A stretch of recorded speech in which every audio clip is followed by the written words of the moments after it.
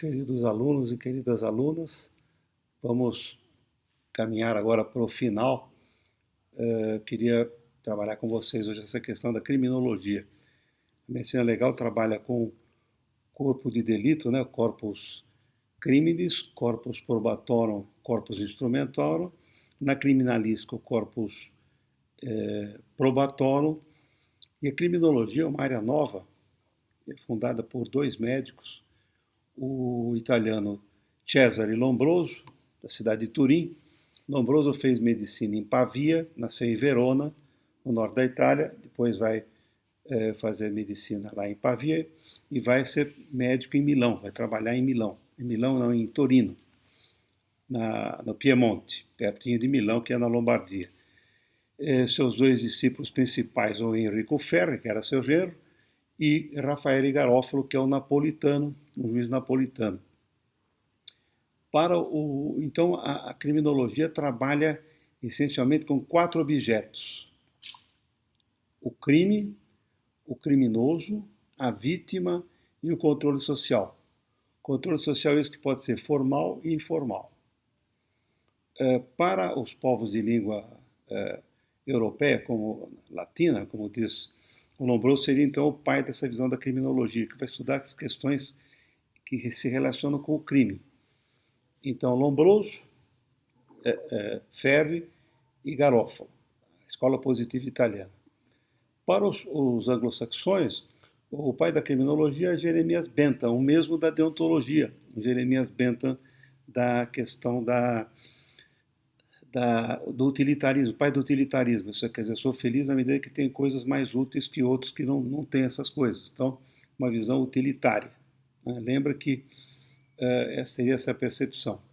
Na França, tem uma escola importante, que é a escola de Lyon, também por um médico chamado Alexandre Lacassagne, cujo assistente vai ser o Gabriel Tardet, que vai trabalhar a questão de sociedade criminógena, quer dizer, a sociedade que produz o crime, as justiças sociais, toda a questão da discriminação social que vai produzir a questão criminal.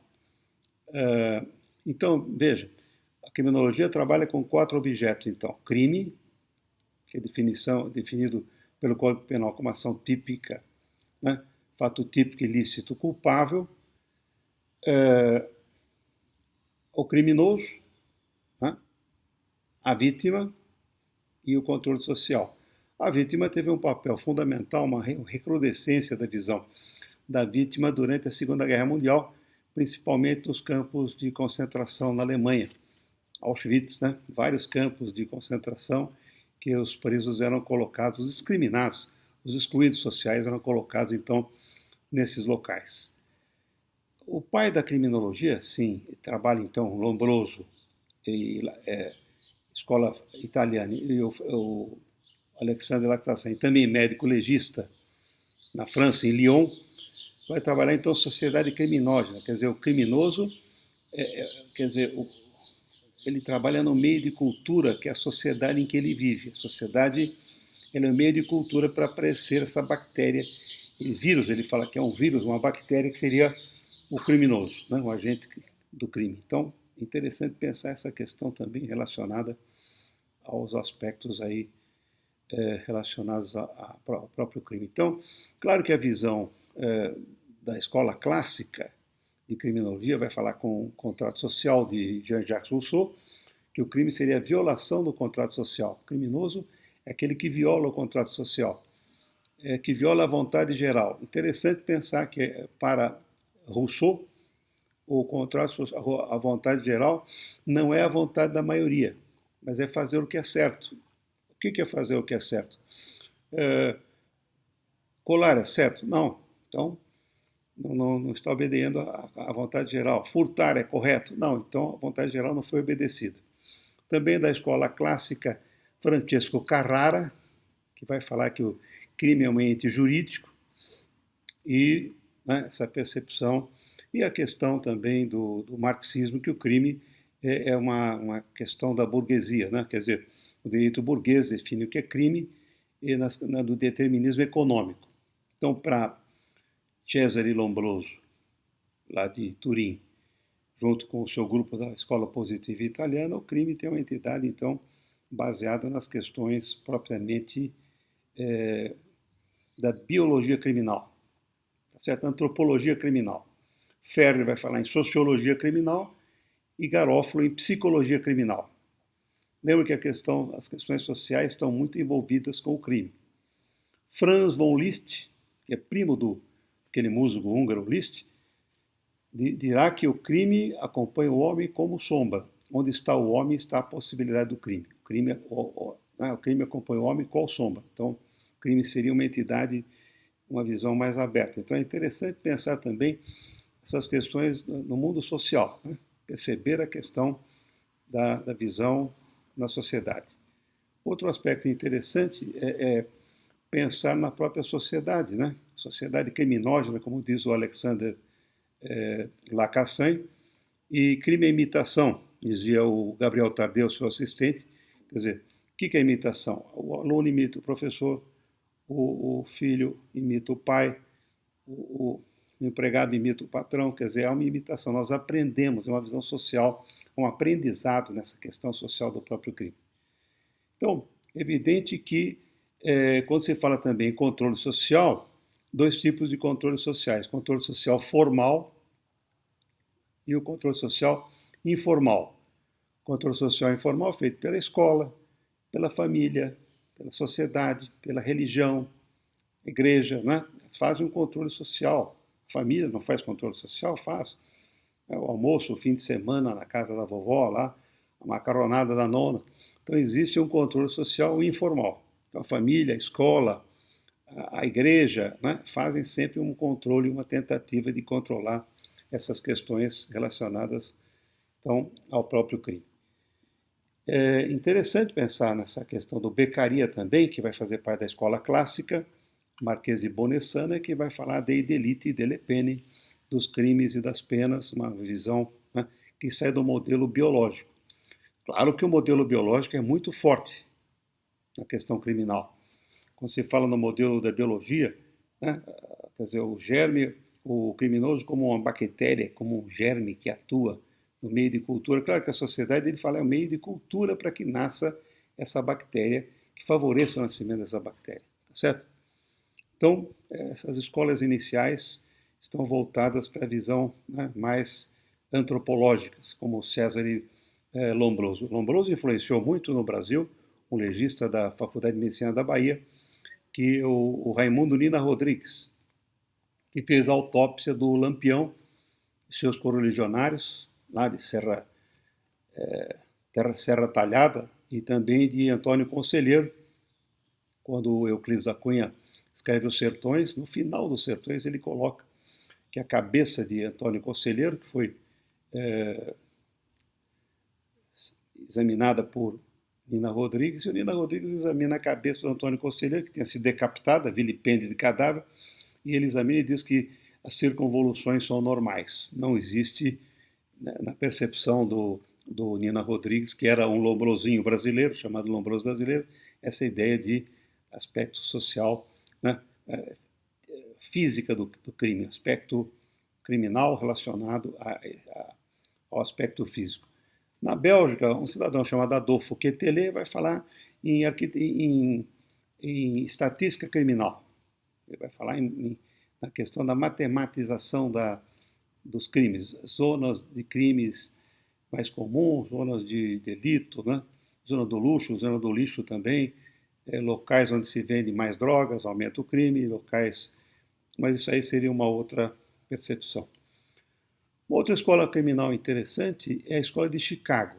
Chicago fica no centro dos Estados Unidos, né? Estados Unidos colocando um quadrilátero, um retângulo. No centro fica Chicago, ao lado do Lago Michigan. Se fala ali em ecologia criminal. Essa escola é de Chicago, ecologia criminal ou arquitetura criminal. Quer dizer, a cidade tem um aspecto que favorece o crime. Então, o embelezamento da cidade é uma política criminal. Aliás, as bases da criminologia, política criminal, a questão do próprio direito penal, que tenta formar uma legislação. Aliás, a política no Brasil é legiferante. Há um crime, faz uma lei, né, tentando controlar o crime. e também a criminologia, que contribui de forma mais aberta, já que para o direito penal, crime é crime e pena, né? Você pega o Código Penal, tal crime, pena, crime e pena. Já a criminologia trabalha com esses 4 aspectos: crime, criminoso, vítima e controle social. Tá certo? Então a Escola de Chicago vai falar em arquitetura criminal, quer dizer, melhorar o ambiente, um ambiente mais interessante, mais favorecer menos ao crime. O embelezamento das cidades, como aconteceu em Campinas, aqui na Glicério, quando havia aquele embelezamento da cidade, havia uma tentativa de melhorar o aspecto físico da cidade e com isso fazendo com que a cidade diminuísse o crime. Claro que não estão falando dos aspectos psicológicos. Então, arquitetura criminal ou ecologia ambiental, vocês acessem depois, eu vou mandar esse material para vocês, a Zaha Hadid, né? Quando a Zaha Hadid trabalha essa questão principalmente relacionada aos arquitetos de forma geral, tem uma preocupação com o aspecto físico da cidade, como aconteceu na Glicério, tirar os fios, né? Diminuir as pichações, isso favoreceria. Né? Chicago teve um aumento populacional muito intenso, de 4.500 habitantes em 1840, foi para 3.750.000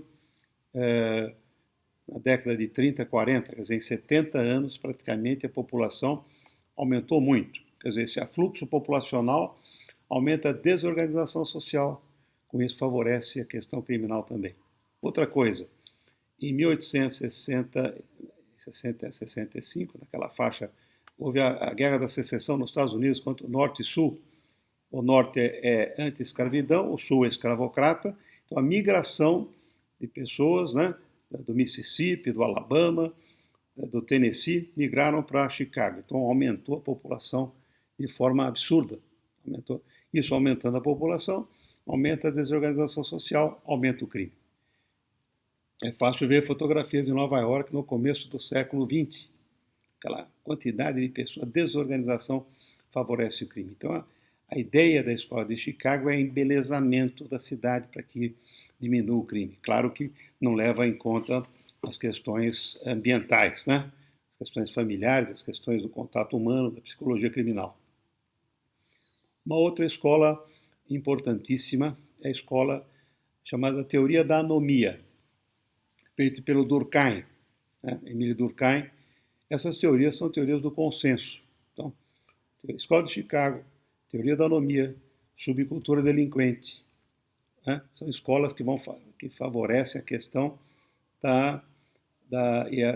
crime do colarinho branco, também questões da anomia, né? Questões relacionadas ao consenso. As teorias do conflito, nós teríamos 2 teorias do conflito, o Labeling Approach. Labeling não há uma tradução em português adequada. Labeling quer dizer rotulação ou etiquetagem, não há uma tradução correta para Labeling Approach. E a teoria crítica, que vai fazer uma crítica a todas essas estruturas sociais, favorecendo o determinismo econômico. Então, sai do determinismo biológico proposto pelo Lombroso para o determinismo econômico da visão marxista. Então, a teoria da anomia, com Durkheim, né, vai trabalhar essas questões de 5 adaptações sociais. Há um discípulo importante do Durkheim, que é o Robert King Merton, que vai trabalhar em 5 formas de adaptações sociais. Nas ideias iniciais do Durkheim, ele vai falar em sociedades arcaicas, primitivas, sociedades contemporâneas. Uma sociedade arcaica primitiva, as pessoas têm as mesmas necessidades. Você pega o índio, o que ele tem de objeto pessoal? Tem um arco e flecha. Então ele empresta o arco e flecha, ele é mais solidário para o colega. Já numa sociedade contemporânea, cada um tem o seu computador, o seu iPhone, né? É mais complicado. A sociedade contemporânea é mais egoísta, né? Então, Robert King Merton comenta 5 tipos de adaptação social. O primeiro tipo é o conformismo. A maioria das pessoas são conformistas, se conformam com essas questões de como eles estão, uma adaptação conformista. O segundo tipo, o ritualista. A pessoa parte para um concurso público, vai fazer uma carreira pública, né? Concurso ritual, cumprir normas rituais. Terceiro tipo, inovação. Presta novamente um concurso e como acha que tem que ganhar 25% a mais do que ganha, inova, como o juiz Lalau, que eu estava comentando com vocês. O Lalau, então, ele recebe uma verba de 162 milhões para construir o Tribunal de São Paulo e acaba pegando esse dinheiro para ele. Vai para Miami, compra um Lamborghini, compra apartamento em Miami, né, ao invés de usar o dinheiro para fazer o tribunal. Foi preso, faleceu agora, recentemente, aí, comecinho de final de maio, né, com 91 anos. Cumpriu prisão domiciliar, ficou condenado a 26 anos de prisão, devolveu 5 milhões. O resto do dinheiro, até hoje não se sabe direito onde foi parar esse dinheiro. Quarto tipo, retraimento, né, evasão ou retraimento. A pessoa desiste da visão social, passa a ter uma percepção mais relacionada, cai na droga, no alcoolismo, ele sai da sociedade, é uma evasão. Ele cumpre uma visão de retraimento, se frustra na sociedade. E o quinto tipo, segundo o Merton, de chamado rebelião. Quer dizer, a pessoa vai fazer uma revolução, uma rebelião contra o que está aí acontecendo. Né? Uma revolução.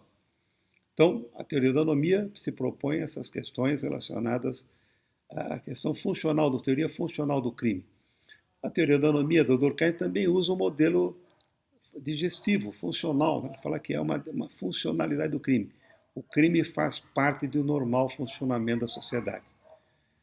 Quanto mais desenvolvida a sociedade, mais presente está o crime. Então, parece que existe uma relação, né, na teoria da anomia. Uma outra escola importante é a teoria da subcultura delinquente. A teoria da subcultura, desenvolvida pelo Albert Cohen, escreveu um livro muito interessante, chamado Delinquent Boys, ainda não foi traduzido em português, Jovens Delinquentes, e essa teoria da subcultura delinquente se baseia em atitudes, atos desnecessários, inutilidade da ação, neorrealismo de esquerda. Então existe uma inutilidade da ação, colocar taxinha na cadeira do professor, as pichações, né, como aconteceu lá no Rio de Janeiro. 5 jovens saíram aqui de São Paulo e foram para lá pichar o Cristo Redentor.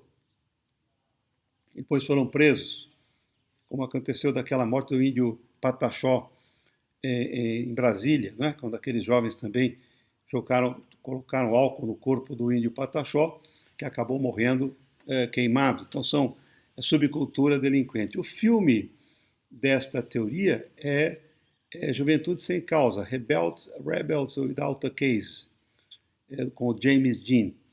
Da Escola de Chicago, o filme é com o Robert De Niro, Os Intocáveis, que mostra aquela questão da corrupção do indivíduo lá,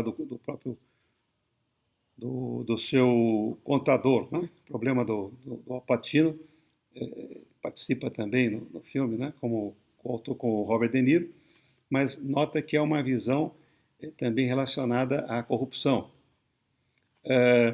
Então, a subcultura delinquente vai mostrar essas questões relacionadas à própria escola de Frankfurt, vai denunciar essas questões também relacionadas à subcultura delinquente. Subcultura vem relaciona-se à cultura. Por exemplo, a Califórnia é a terra da contracultura. Então, os beatniks, os hippies, fazem parte dessa subcultura delinquente. Então, lembrar sempre que a cultura está implícita na nossa vida, né? Fazemos parte do mundo cultural. O que é cultura? Esse conjunto de símbolos, de relacionamentos que nós desenvolvemos um hábito cultural. Sabemos que o pai da língua portuguesa é o Camões. O pai da língua italiana é o Dante Alighieri. Da língua espanhola é o Cervantes. Então existe uma cultura. Eu diria que aqui no Brasil o maior escritor, né, se tivesse que escrever os Lusíadas em português, seria os Sertões do Guimarães Rosa, as Sertaníadas, né? Podemos brincar dessa forma. Mas é sempre a cultura. Como é que é a nossa cultura? A cultura francesa come carne de cavalo, nós não comemos carne de cavalo. A cultura chinesa come cachorro, né? Quer dizer, nós não temos esse hábito cultural da carne de cachorro, então não existe uma relação, né? Não existe uma ideia cultural relacionada a esses aspectos aí, né, do crime. Então, outra coisa, a subcultura delinquente, então, Rebeldes Sem Causa, Rebels Without a Case, um filme que vale a pena vocês assistirem, atos de vandalismo dos jovens. Fala subcultura delinquente, fala em adolescente, mas os adolescentes inventaram coisas fantásticas, não é verdade? Einstein, quando escreveu a teoria da relatividade, tinha 21 anos. Thomas Edison já começa com 13 anos a desenvolver a lâmpada, não é verdade? E Edison estudou só 3 meses na escola. O diretor chamou a mãe e falou: seu filho não dá para estudar, não é? A mãe termina a alfabetização do Thomas Edison. O cara é um gênio, 1070 invenções. Então, cuidado, falar que o adolescente é delinquente. O adolescente é rebelde. Cristo é um rebelde, mas não sem causa. Cristo é rebelde com uma causa. Qual que era a causa? Né? Expulsar o Império Romano da Judéia, da Galileia, daquela região dele. Então, é uma teoria da subcultura delinquente. Uma outra teoria criminal é a chamada teoria do colarinho branco, chamada white collar crime. White collar crime, white collar crime. Então, crime do colarinho branco. Associação diferencial. O pai dessa teoria é o Edwin Sutherland, estudou na escola de Chicago também, vai falar das questões relacionadas com, basicamente, com as questões do criminalidade dos poderosos. Pessoas em posições de confiança abusam do poder e acabam usurpando essa questão econômica, né? Quer dizer, e também o Edwin Sutherland vai retomar as questões da imitação. Quer dizer, um imita o outro. Não é verdade? Temos aí o Roberto Teixeira imitava o Avelange, que era seu sogro. Então, na verdade, um vai aprendendo a imitar com o outro. Entra uma função e fala: não, você não faz isso, você faz o que eu tenho feito aí, que tem dado certo. Então, há uma imitação, né, no colarinho branco. Criminalidade dos poderosos. Estamos aí na política, esse crime agora no Brasil aí da Lava Jato, né? Quer dizer, os políticos, não só políticos, mas pessoas em cargos de função importantes, médicos até, né? Pessoas em cargo de confiança, governadores, executivos em alto cargo de confiança cometem esse colarinho branco, tá? Bom, agora, curioso é o seguinte: por que será que pessoas que estão em alto grau de confiabilidade não fazem esses delitos? E pessoas que às vezes não têm condições. Porque no colarinho branco, descobriu-se que o ministro da Justiça dos Estados Unidos, junto com o promotor dos Estados Unidos e também com o responsável pelo dinheiro dos veteranos de guerra, estavam todos em conluio, mancomunados. Então há uma combinação, há uma imitação, tá certo? Colarinho branco. Então, outra teoria importante, interessantíssima também, é a teoria da Labeling Approach. O Labeling Approach fala em 4 Ds. Labeling Approach, ou rotulação ou etiquetagem. Quais são os 4 Ds? Primeiro D, descriminalização, desinstitucionalização, diversão e devido processo legal. Há uma participação importante do médico Franco Basaglia, lá na Itália, no norte, né, pertinho da Eslovênia, em que ele começa a tirar dos institutos, dos manicômios, os pacientes. Quer dizer, desinstitucionalização, né, descriminalização das drogas, diversão devido ao processo legal. Essa teoria da rotulação, nós sabemos a questão do rótulo que as pessoas têm, né? Agora, nesse caso do George Floyd, né, foi morto pelo policial branco, mas essa questão da discriminação contra o negro nos Estados Unidos é antiquíssima, desde o início da escravidão, mas no Brasil também. No Rio de Janeiro teve a primeira prisão contra os escravos que vinham e se rebelavam. A primeira prisão no Brasil foi no Rio de Janeiro, né? Luther King, que foi assassinado em 1968, lá no Hotel Lorraine, em Memphis, no Tennessee, falava em I Have a Dream, né? Sonho. A Rosa Parks também, responsável pelos direitos civis americanos, aquela mulher do ônibus, né, que foi em 1955, em Montgomery, no Alabama, 1º de dezembro. Ela estava chovendo muito, ela entrou no ônibus, falou para o motorista: eu posso pagar e entrar aqui? Ela estava chovendo muito, ela entrou, sentou no ônibus, né? O motorista falou: não, a senhora se senta, tem que descer do ônibus e paga aqui na frente, desce e entra por trás do ônibus. Mas o ônibus está vazio, ela disse, né? Então toda essa questão de lugar, de espacialidade, né? Um certo darwinismo social também implícito do Herbert Spencer, né? Quando ele fala dessa questão do darwinismo social, discriminação de locais. Então é interessantíssima essa Rosa Parks. Malcolm X, Estados Unidos, que foi assassinado. Aliás, há um filme que vale a pena assistir, com Denzel Washington, Malcolm X. Também o filme sobre Sally Hemings, que era uma escrava do Thomas Jefferson. Ele fica viúvo lá em Monticello, na Virgínia, e ele fica lá perto de Charlottesville, e tem uma escrava dele com 14 anos, se apaixona por ela, tem 6 filhos com ela, mas nunca a aceita como mulher, fica excluída. Então, Malcolm X, né, Angela Davis, Rosa Parks, né, toda essa questão da rotulação, é negro, é asiático, sei lá, é corintiano, é palmeirense, é bugrino, é ponto-pretano. Esses rótulos que se colocam, ao invés de aceitar, ter uma visão mais de entender o homem. Homo sapiens, né? É tudo só uma possibilidade, é Homo sapiens, não existe nenhuma outra possibilidade, né? Quer dizer, a nossa origem, né? Na África, na região do Quênia, ali, de Tanzânia, do Uganda, e depois a migração, como eu já mostrei para vocês na aula passada. Então, essa ideia da labeling approach, ou rotulação. Essa teoria no Brasil teve uma implicação importante, a Lei 9.099/95, Juizado Especial, e a Lei de Prestação de Serviços à Comunidade, prestação de serviço fim de semana, né, quando as pessoas... Temos um aluno nosso, outro dia, que tomou 2 cervejas aí, e foi pego pela polícia, e está prestando serviço à comunidade, já, todos os fins de semana, durante 2 anos. Né, tolerância zero do alcoolismo. Então, essa labeling approach ou rotulação. Os americanos falam sempre que, para eles, a definição de crime é o que é punido. O professor de medicina legal uma vez perguntou: como é que é no Brasil o crime? O crime no Brasil é fato típico, ilícito, culpável. Aqui nos Estados Unidos, não. Crime é o que é punido. Crime, it's a crime and need to be punished. Crime é o que é punido. Tá certo? E a última escola, a escola de teoria crítica, vai fazer, então, uma crítica a todas essas teorias. A escola da teoria crítica é feita pelo John Jung, lá na Inglaterra, e também pelo Mathiesen, na Noruega, né, quando vai trabalhar essas questões de direito penal mínimo, neorrealismo de esquerda, abolicionismo penal.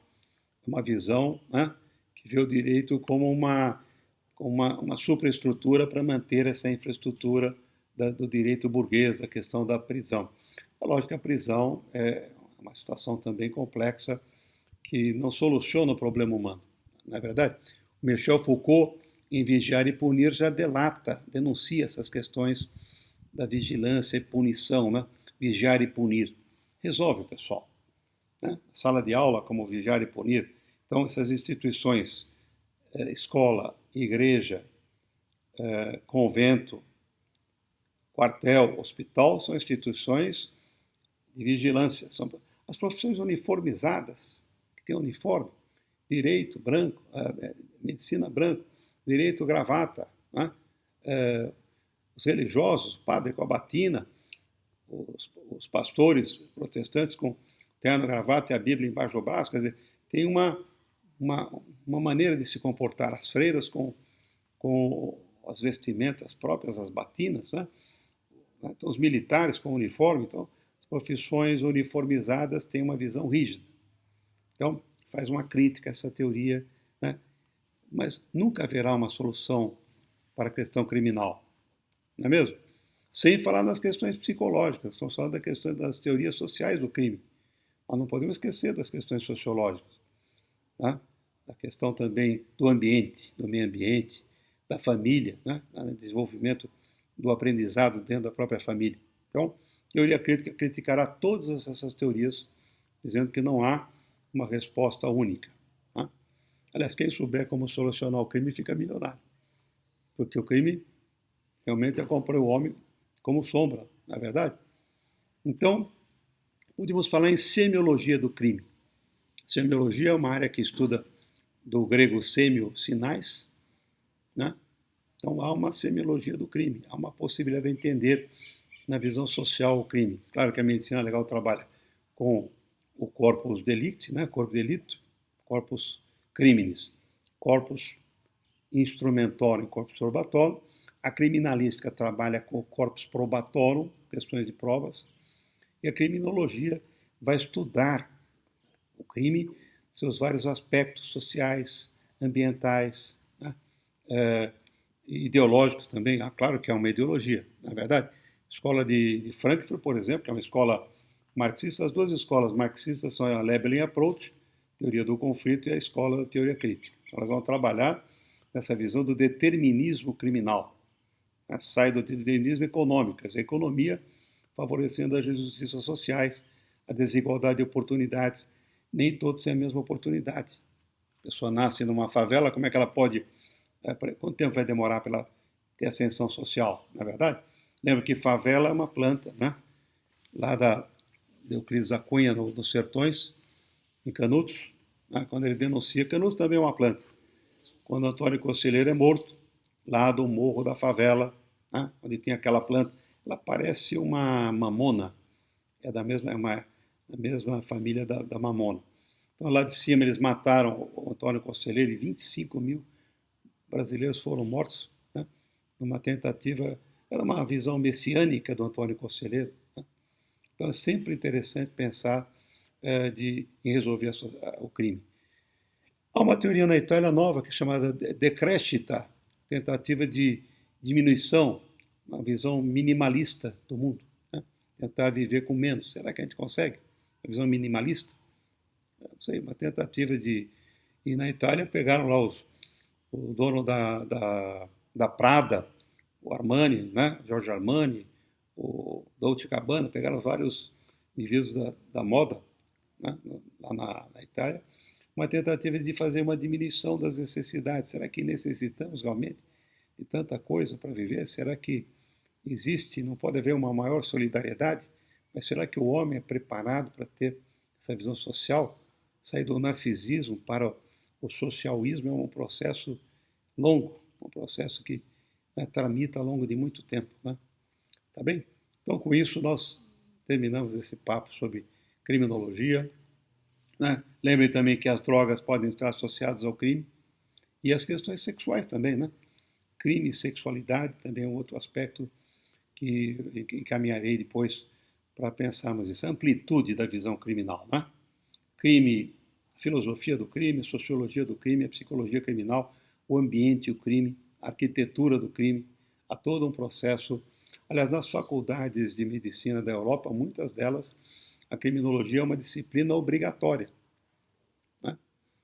Nos Estados Unidos também, já existem faculdades de criminologia. Claro que essa ideia de divisão de trabalho é um pouco da visão do Durkheim também. Né? Mas lembre que a criminologia começa com percepção do Lombroso, né? Lá na Itália, principalmente em Turim. Eu vou enviar também uma imagem para vocês do Lombroso. Ele foi dissecado pelo genro dele, que era anatomopatologista, e ele fez uma dissecação perfeita do Lombroso. Né? Mas o de Lombroso havia dissecado mais de 500 pessoas. Ele queria encontrar um local no cérebro onde fosse o germe do crime. Ele achava que... Ele acreditava em antropologia criminal, criminoso nato, né? Pessoa que tem cara de bandido. Todos nós temos cara de bandido, né, pessoal? Na visão lombrosiana. Então, esse é um preconceito, uma rotulação. Lombroso é positivista. Mas o curioso, no fim da vida de Lombroso, a mãe dele falece, ele tinha uma ligação forte, mama italiana, e ela falece e ele vai para... Ele fica muito triste com isso. Mas havia uma médium em Nápoles, né? e essa médium manda chamar o Lombroso, a sua mãe quer falar com você. E o Lombroso vai, né, conversar com essa médium. Quando ele entra na casa dela, ela levanta e fala: meu filho, Cesare, meu filho. E ele fala para a mulher: mama, sono io. E se converte ao espiritismo. Então, o Lombroso fez uma evolução da visão positivista para a visão espiritualista, né? Mostrando que nós não conhecemos nada sobre o homem. A grande questão é o ser humano. A formação nossa tem que ser voltada para a pessoa. Temos que conhecer o ser humano. O nosso objeto sempre é o ser humano. Tudo que o ser humano faz nos interessa. Não é verdade? Você observa aí o Nietzsche, como é que foi a história do Nietzsche, né? Perdeu o pai com tenra idade. Fernando Pessoa também perde o pai com 6 anos. Né? Como é que foi depois? O pai morre, toda a evolução da pessoa. Nós somos seres históricos também. Então é importantíssimo a biografia, na biografia criminal, saber como é que foi tratado. Veja o Leonardo da Vinci com o tio Francesco. Leonardo nasceu lá em 20, em Anchiano, que é pertinho de 20. O avô era cartorário, o pai também era cartorário de 20, e o pai tem o filho com a empregada da casa. Ela é engravida. A mãe de Leonardo era empregada da casa dos 20 e engravida do Leonardo. A avó pega a criança, cuida da criança e manda a mãe embora. E a criança é cuidada pela avó e pelo tio Francesco, que era um vagabundo, né? Ficava sempre passeando pelos campos da Toscana, lá em Anchiano, e ensinou o Leonardo a ter sensibilidade, né? Então não adianta essa percepção somente de cobrança racionalista, né? Aliás, eu tenho muito medo dessa visão racionalista. O iluminismo acabou resultando no racionalismo, que resultou no nazismo. Essa visão racionalista demais e comportamental. Cuidado, tá certo? Então, estudem o ser humano, vale a pena conhecer o ser humano, sempre é uma maneira de você aprender mais, tá certo? Felicidades, um abraço para vocês.